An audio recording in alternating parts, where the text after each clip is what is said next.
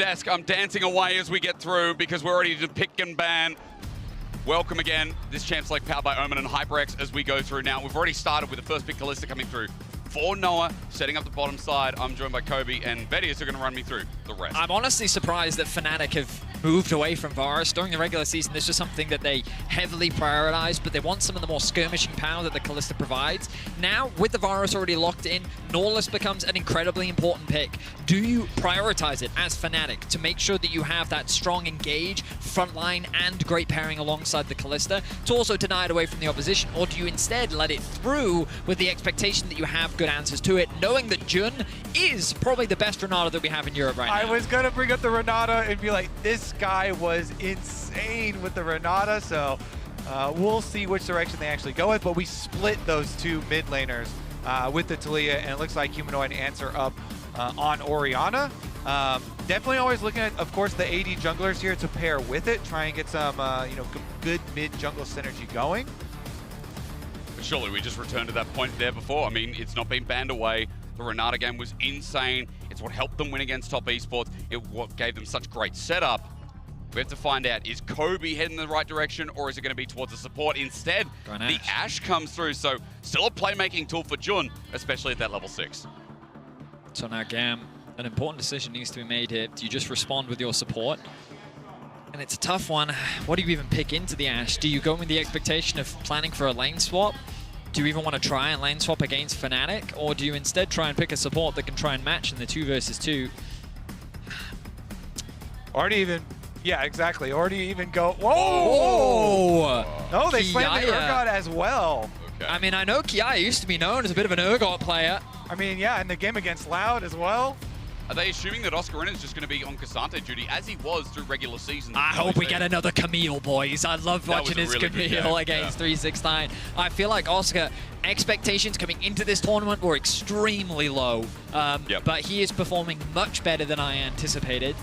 But let's see what the plan is, because you imagine how Fnatic will start banning away supports. I think Rakan could be a solid ban alongside the Nautilus if they just want to limit GAM's engage tools, because remember that if you are GAM, you could choose to just concede the lane with the expectation of playing more towards the comp, because the problem with this Urgot is while it can be an effective bruiser, strong side laner, not the best engage, relatively short range, can be difficult, so you need to a champion that can help you get involved in the fights. And the only kind of like protection bans for it have been people banning some of those range matchups like the Twisted Fate if they did have standard lanes with it as well.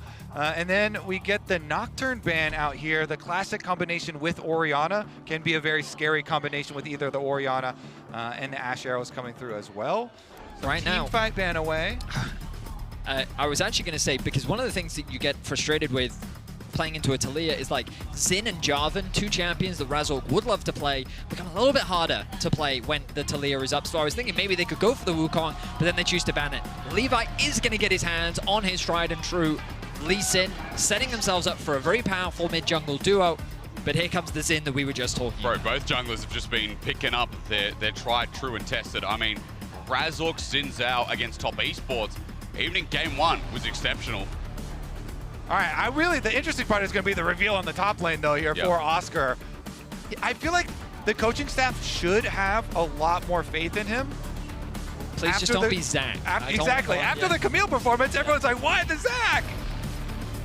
But they do need frontline, you know? You're looking at this lineup, you're like, he's probably going to be just frontline tank. Level engage as well. I mean, Cassante's there. I mean, to be fair, during this year, this was the champion that everyone said he can only play Cassante. So he's definitely on a comfort pick for him. We know that he can have impact on it.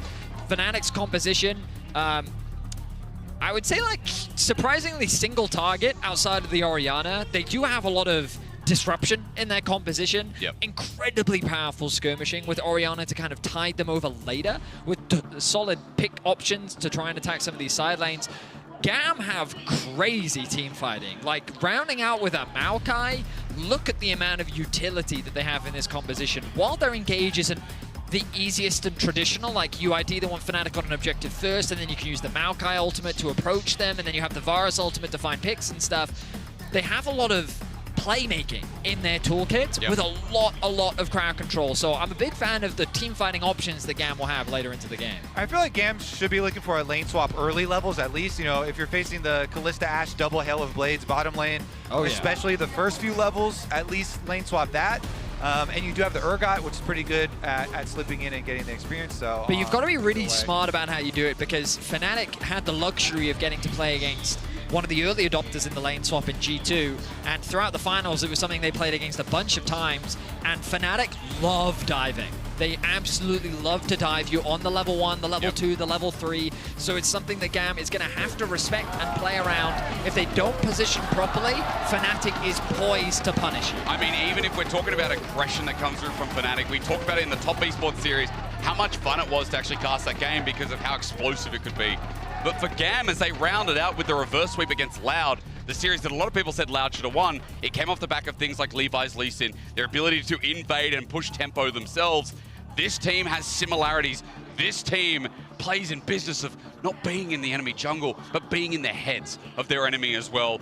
GAM beating Loud was only the start. Now we have to find out if they can do the unthinkable, beat Fnatic, and take down the West here. It's already been done earlier with PSG.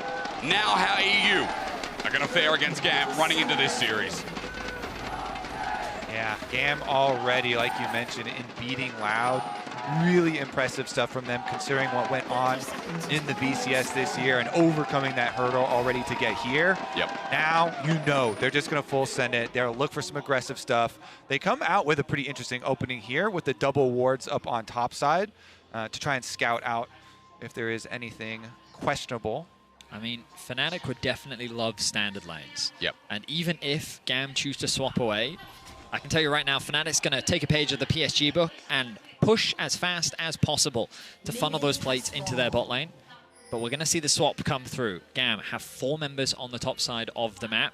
Oscar, let's see how he responds. The big thing to look at here is if you're going to force this as GAM, you need to make sure that Xin doesn't steal away your camps. Razork is trying to start on Wolves right now. If Razork could steal away those Wolves, then at least you get a little bit of extra off of like the side of the map that you're not supposed to get technically as Fnatic.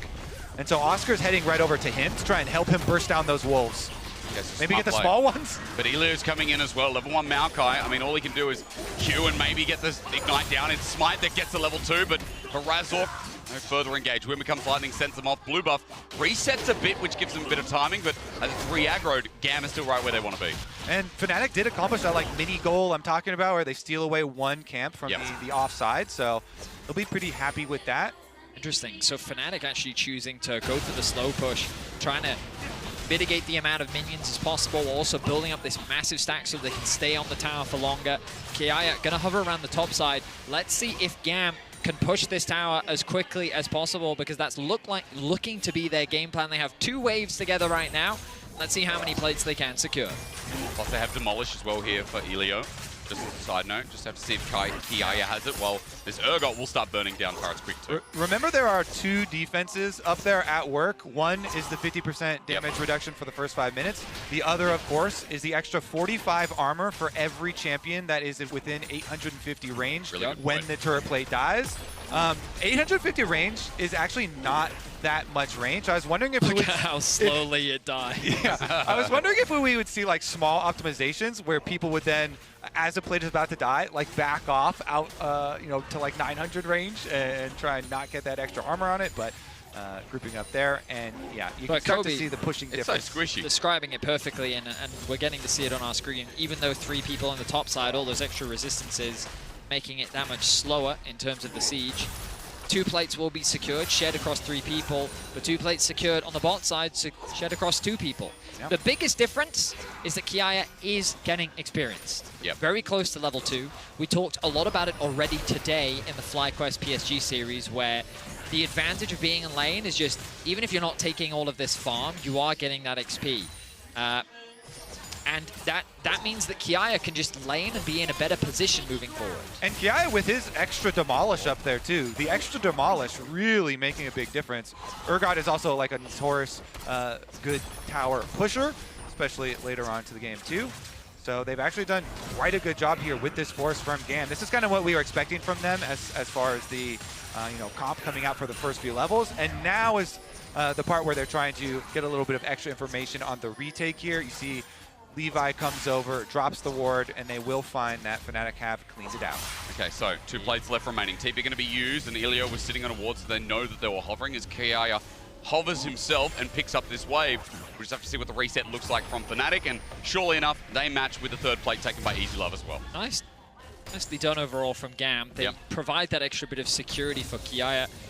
Conscious of the fact that a dive could be a possibility for Fnatic, but Elio is right there to support him, which means that they're able to escort him into lane. He's able to get a bit more farm and experience. He's going to choose to base now, and I'm keeping my eyes on the lane assignments once again. We see Levi making his way towards top. Yeah, because they already see Oscar on the wave. So GAM have accomplished all of their goals so far with this lane swap. Quite smooth stuff from them, despite, Razork, of course, stealing away at least one small extra little camp. But Oscar on the push out on top side will be met by Kiaya. They saw him and went for that recall you're talking about. But let me just quickly talk about Razork, because there is a CS differential in jungle that's built up. Maybe that denial has a big part to do with it, as Kobe, you were talking about earlier. But as he clears his top side, I mean, Razork will be hitting level 6, it feels like, about half a level earlier, as he's now 5 and close to getting that with his reset. Well, the advantage for Razork is not only was he able to get his wolves, but he then had the map split, secures all the camps on the bot side of GAM's jungle and his own jungle, and on the reclear gets access to both his wolves and his Gromp again. So ultimately, being able to secure still camps from his top side jungle means that he now finds himself with a pretty healthy advantage over Levi and almost a full level over him. And a lot of it is because of the respawn timers, because he started over on this side and he knows Levi started the respawn timers on in his blue quadrant, then he gets right over there, and that allows him the timer here to come back towards bottom side.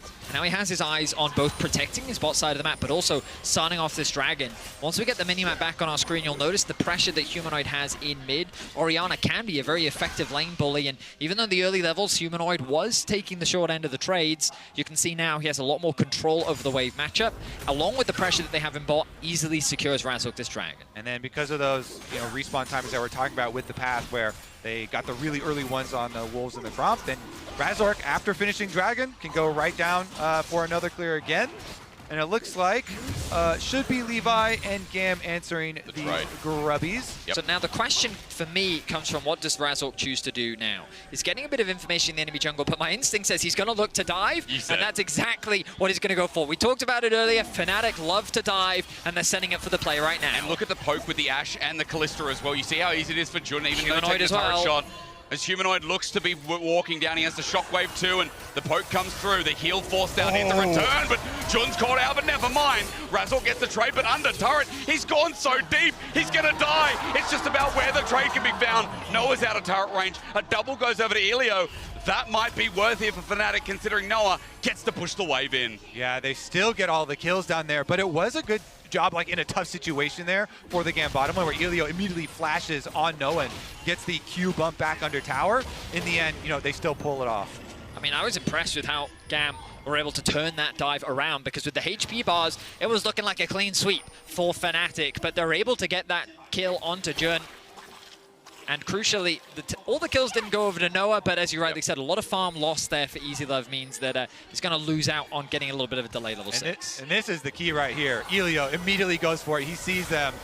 Really nice play. Gets the aggro on him. Jun has it. Then they get the flash, and they have to force flash too, so Razork used his flash to follow him and make sure that they could get the kill onto Varus. So then they get the 2 here. Nicely done, yeah. Both of the kills and the kill credit, of course, does go over to the support Maokai, but tough spot. Overall, I would say it's still a play in favor of Fnatic. Yep. They'll still be happy with how things panned out, but you could definitely argue that dive could have gone better if you are a Fnatic fan. And I mean, look, at least Levi will be happy. Oh, Razork, lost a bit of time. That CS lead disappears, but he got a kill. But plus that bottom lane starts integrating into the game quite nicely for Fnatic, considering the wave shoves into Noah. Razork's back down here on a ward, and there's still pressure on this 2v2 of Easy Love at Elio.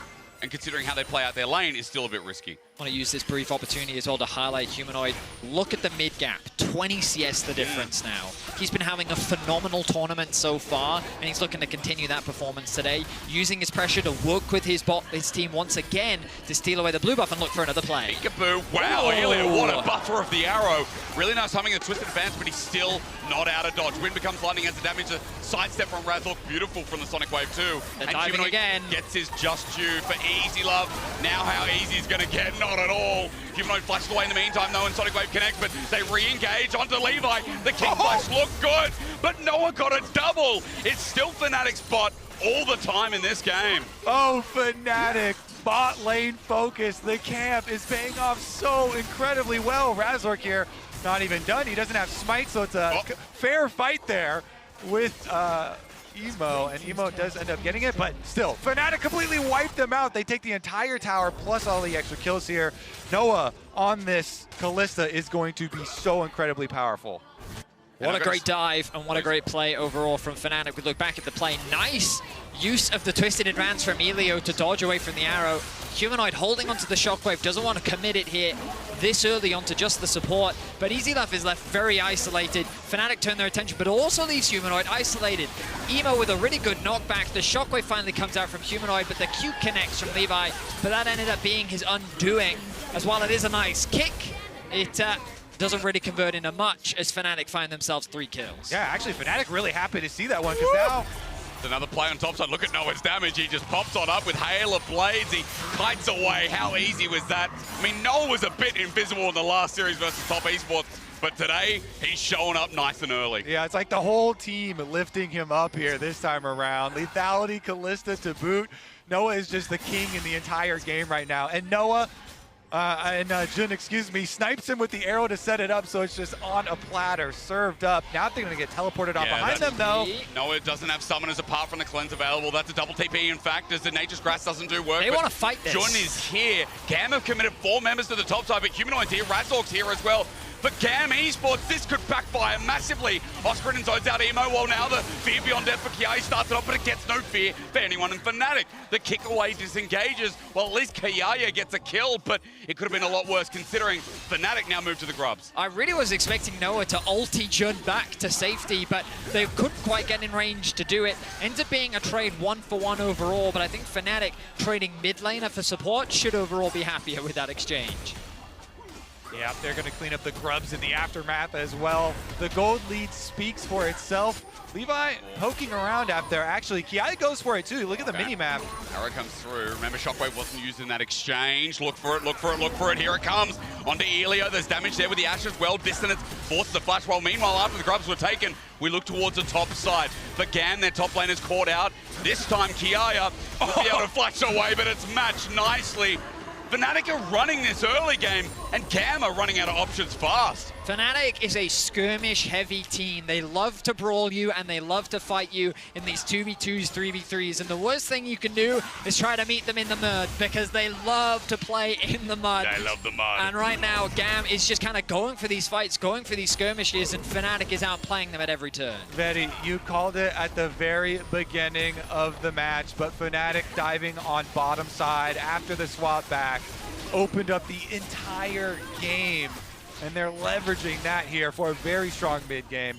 GAM are going to be able to pick up like the consolation prize, the dragon on the bottom side of the map, but Fnatic very happy with that topside victory. But I mean, you consider after the topside victory, the double TP, the huge commitment from GAM, you then see what happens, and as we explained, big win for Fnatic here, considering the gold lead down bot is 3K. In Noah's favor. Humanoid, Vetty has already talked about the laning phase, 20 CS lead, but he's also 1,000 gold up. And Razork is once again in a CS lead with gold on top of that. Razork doing very good in this early game jungler, as we know from watching the LEC how good he can be when he runs the map. Oh, I mean, Razork, I think, is the lifeblood of this team. When he's having a good game is when Fnatic look like they're in their best form. And that's the beauty, right? You praise the individual players, but I'm sure if you go back into the VOD review, a lot of it's just going to be off the back of Razork's smart pathing, the way that he sets them up in the early game. He's just such an incredible jungler, and he's been the best performing jungler of the LEC throughout the entire year. I think the Humanoid LeBlanc games were because of him as well. I mean, I think the Oscar and Camille game was set up from him as well. He really is an incredible jungler, and he's playing on form this year. But again, We'll see if they can close it out, because I'll tell you right now, That's not the best Fnatic bit. love to fight, and that is both a blessing and a curse, and it makes their games very interesting to watch. Find out. Chains of Corruption out of range. Nice sidestep from Noah. Tries to get the poke, but the arrow in the quiver hits from Easy Love in the end. And it's because they're fighting, because Herald's coming up in 10 seconds up in this top side. All right, yeah, let's see if GAM are ever going to be able to take that large bounty off Noah's head. The arrow hits again! Beautiful, and the damage from Razork hurts like hell. The kick away, but it's only on the jungle. The flash crescent guard win becomes lightning, almost getting a kill.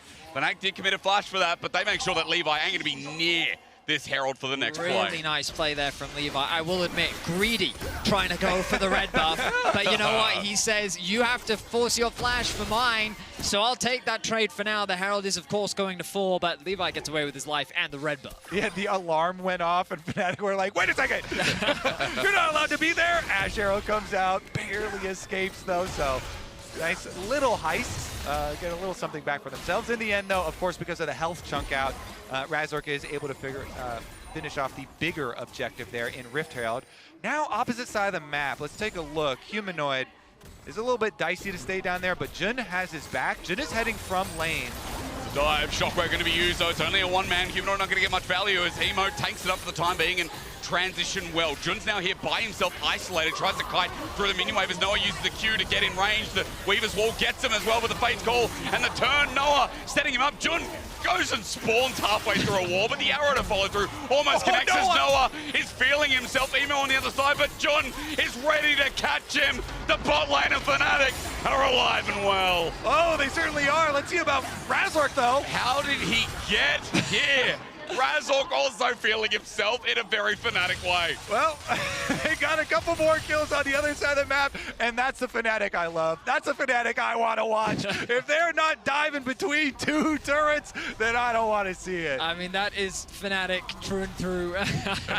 I mean, great initial dive from GAM. I love the fact that they're punishing Humanoid on the side lane, knowing that he's on the weak side. Yep.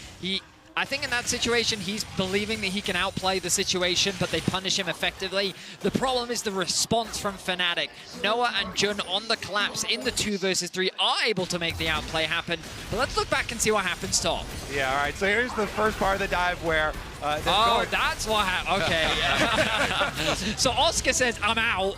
And Razork's like, okay, this is going to look really bad, but guys, it's not my fault. It started out as a, we are going to dive them, exactly. and then it finished as a, you are going to dive them. Yep. But credit to Razork. my favorite part, though, was the bottom lane play where Noah comes in like, never mind, we're going to get back to the action. Arrow going to hit Levi, though, and speaking of action, we're right back in it, aren't we? For Levi, no kick available, or rather flash to set it up. Razork re-engages, audacious charges, kick, disengaged, and Noah poke. Hurts like hell. That's a 7-kill Callista, by the way. And that might just open up to the top side here, and Kiaya having to be careful with all of Fnatic coming up. Noah's kind of surfing around the map like Superman here. And there you can see a very rich Superman as well. That's his cape. Yeah. Fluttering out behind him. And, I mean, Levi's doing the appropriate thing right now, cross-mapping, trying to get whatever camps he can, knowing that there's still opportunities to find plays. Noah, no flash, Dragon spawning in 15 seconds. A great opportunity for GAM, especially if Levi can find a nice flank. If they can take Noah out, that's a lot of the gold gone.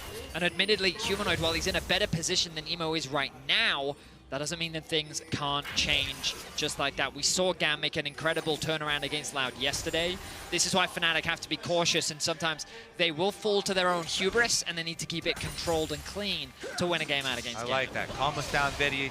Focus us back up, because there are some things in favor of GAM. I would say one thing is the top lane 1v1. Yep. Kiaya is a full level as we get another little bit of damage. Arrow has to come out. Jun was a bit far forward. Emo still has kill threat here, but decides not to overtake, and Dragon's still going to be taken all the same. Well, as you mentioned, that top side looking good for GAM, especially with this push into the inner turret with Levi covering as well. Yeah, Kiaya with his Black Cleaver, with his level advantage there over Oscar is kind of the one point that they have to leverage.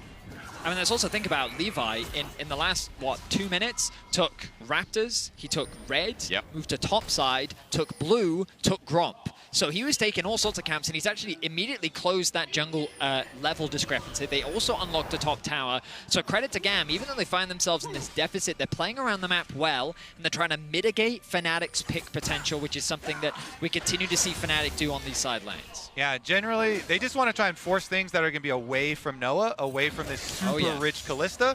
Because if they can do that, then you can, fight away from the giant gold lead and fight your way right back into it. You get that from Levi, don't you? Not only just the pick, but the guy who's been in GAM all of his esports life, apart from that 2018-2019 period. The biggest part about GAM right now, though, is no objectives to play for apart from that Baron topside, but they don't care. They're setting up the bot. The Weaver's Wall comes through, and Razork on the wrong side of it, or rather the right one. Sonic Wave again follows through, and Humanoid just there to cover as that ultimate committed. Or the Baron spawns as a potential.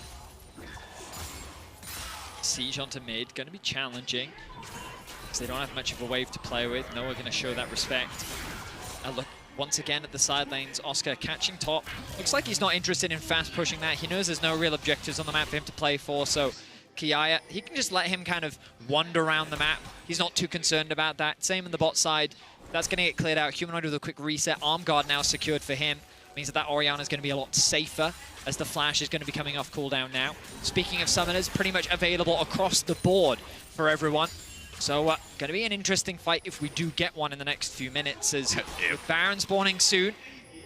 Come on, Fnatic, bro, there's a fight. The big challenge for Fnatic, honestly, is sieging.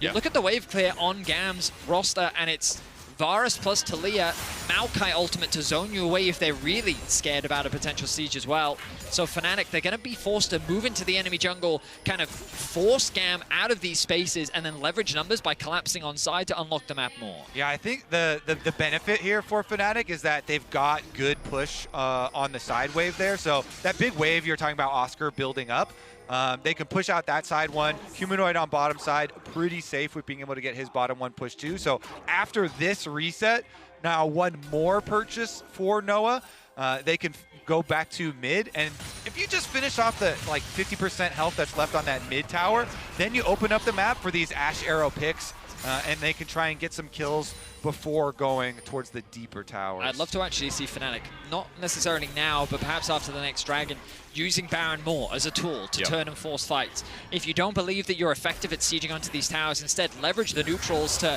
force them into you, and then you can actually find the fights that you're looking for. Or at the very least, pull them out onto the map and then hit them with the Ash Arrow. I think the pick potential from Jun is what we're focusing on here, and couldn't agree more. As Jun continues clearing out vision, maybe that's the angle being set up now. There's a cheeky ward behind them though. Fnatic haven't been able to clear too much, and Jun missing a lot of wards here that are giving GAM time and relaxation towards this pit. And if we look at it from the perspective here for GAM, their number one priority is to keep this mid tower alive. If they have the defense of this mid tower, that allows them a lot easier time of keeping some vision around Baron, make sure Fnatic aren't able to sneak that one. So they're trying to keep this point of defense up and hope for a nice opportunity to burst down one of the squishier members. Because you look at the current map state, Humanoid can't really push past the river. You see him in bot lane, he only ever clears out that wave and then he immediately goes back to base because he knows he's on the weak side. I think Fnatic could consider actually swapping things around to get Humanoid more involved with the rest of the team. Now the Zonies is completed, look at him, making a beeline towards the mid lane. Oscar's been brought down to Fnatic, recognize the spikes that are being hit, and now they feel strong enough to try and force these fights with Dragon on the table in 45 seconds. That critical objective, the mid lane tower acquired here for Fnatic. Now you get to put in your shallow wards here through the jungle on both sides. And Gamma are going to have a much more difficult time coming to contest these objectives. Humanoid clears out the wave, or rather clears out the ward. Wave will be next. Pings are coming down though. Should ignore the Dragon for the time being because it looks like Gamma trying to threaten, get some vision themselves in the meantime.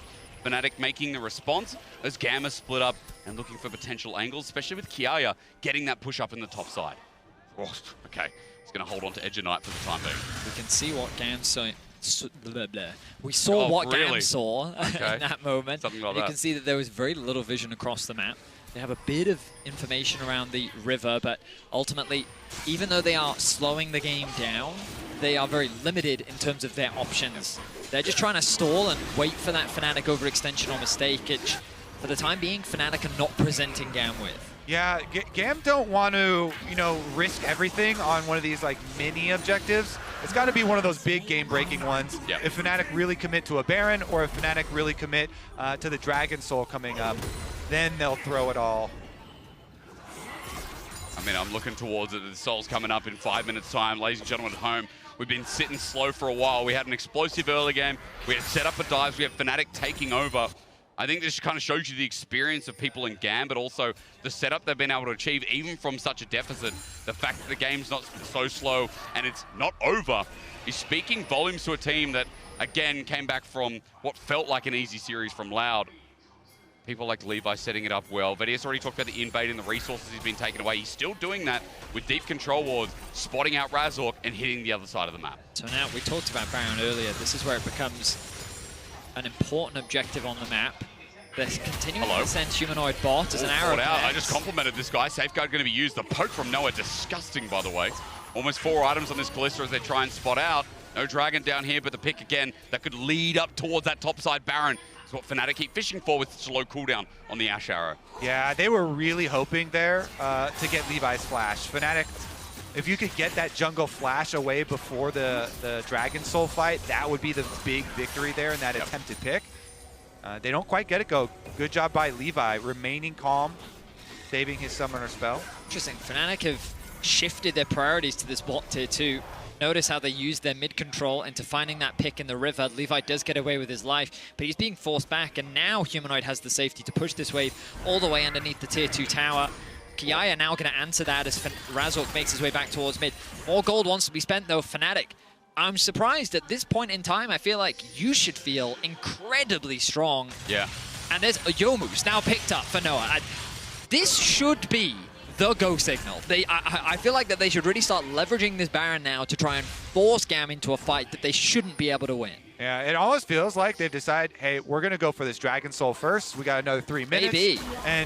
And they've done a good job avoiding like a Talia side play where GAM, you're a little bit worried about them, chasing one of your side laners down, like you're talking about some of the hesitancy moving past the halfway point. If there's like a Talia wall and something and pick somebody off, they don't want to let GAM get, of course, Noah's bounty as they play. Yeah, look, they're really committed to this bot tier 2 right now. It's an easier, safer objective. Jun and Noah kind of controlling the bot side jungle to make it harder for GAM to even approach and assist Kiaya on the bot side of the map. Meanwhile, top lane, Oscar continues to create this massive wave.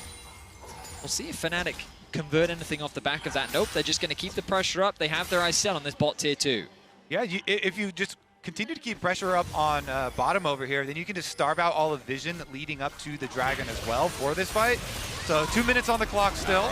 Maybe just a siege for the time being. Levi gets poked on the side as well, but the siege continues. This time works out well. Weaver's Wall zones them off, though. The Shockwave brings in 3 off the edge, and Razork flushes it for the Crescent Guard. They've done the damage for Fnatic. Need the kills. Razork absorbing it all, and his fear becomes death. Eventually, Oscarin joins in too. Levi got to the backside, but he can't finish the job either.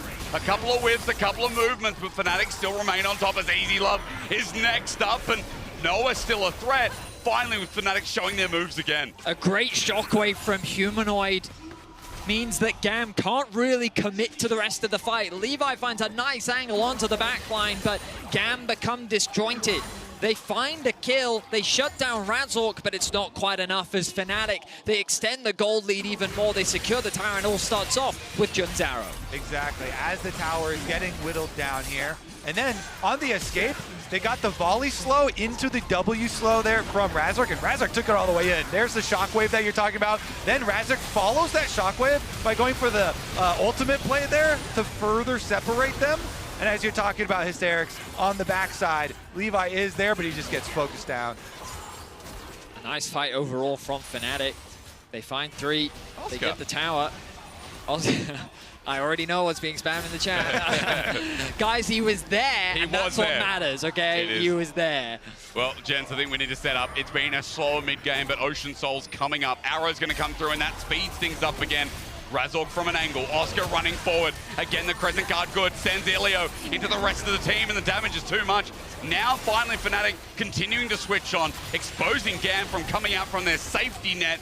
Eventually, Fnatic are going to move this Dragon, and GAM are at a disadvantage again. That was a sick knockback. Kiayu with the Shockwave creates another Razork for the knock-up. Sterak's Gage saves his life, but into Humanoid at full HP. Fear Beyond Death does nada. Easy Love and Emo running for the life with the Fate's Call running through as well. Our Observer thinking, wait a minute, where's Jun going to go? But still another for Fnatic and an Ocean Soul easily done. These Razork knockback plays are looking pretty sick here. Nice and smooth from him.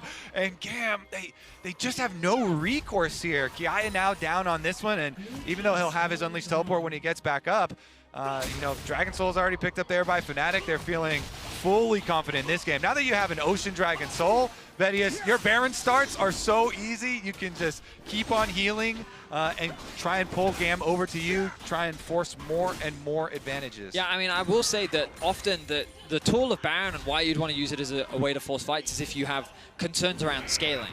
And I guess Fnatic, they evaluated what they were playing against. They saw the gold lead and they said, you know what, as long as we maintain this gold lead, what are we really concerned about in the scaling front? I don't think that GAM's composition is really going to outscale us, so let's do exactly what Kobe said. Let's instead prioritize playing around the Dragons. Let's instead play around these neutral tier 2s. And to their credit, they've done a very good job of controlling the game. They've taken their time, they haven't tried to rush things, and while some of their fights have been a little chaotic at times, ultimately it's still gone in the way of Fnatic, and they find themselves nearly 10,000 gold up. Fnatic just on the edge of this game have been for a while, but now that it's continued to evaporate as we see an arrow follow through, it's GAM's chances that are going to move against match point as Elio is caught on out. The next grass comes through, but Razork again absorbing damage. He's controlled this game, and let's not forget, the reason that Fnatic are going to win this game 1 mainly stems off this guy that is now setting them up for Baron versus a 5v4. Baron going to be started. Levi still alive, means that there's a potential for a steal, and Jun and Humanoid, their responsibility is keeping him out of the pit. Kiayu needs a Fear Beyond Death, Beyond God. Sonic Wave, Humanoid goes golden, you got counted! Levi trying to run in, but he won't get a kick anymore! The Zhonya's from Humanoid, exceptional. And as is Fnatic's performance opening up this series. Mission accomplished. Levi denied access to the pit. Oscar, though, in a bit of danger here. He's with the boys. The arrow comes through. He's got a helping hand. He's taken on the world. The turret will go down, but Fear Beyond Death needs a little bit more. He's got the Ocean Soul, but hang on. Fear finally comes through. Kiayu doesn't get anyone with it, though. He ends up getting traded off. So Baron away from one member, but as GAM, you're grasping at straws, you're grasping at whatever Fnatic have to offer at this point in the game. GAM are being herded right now.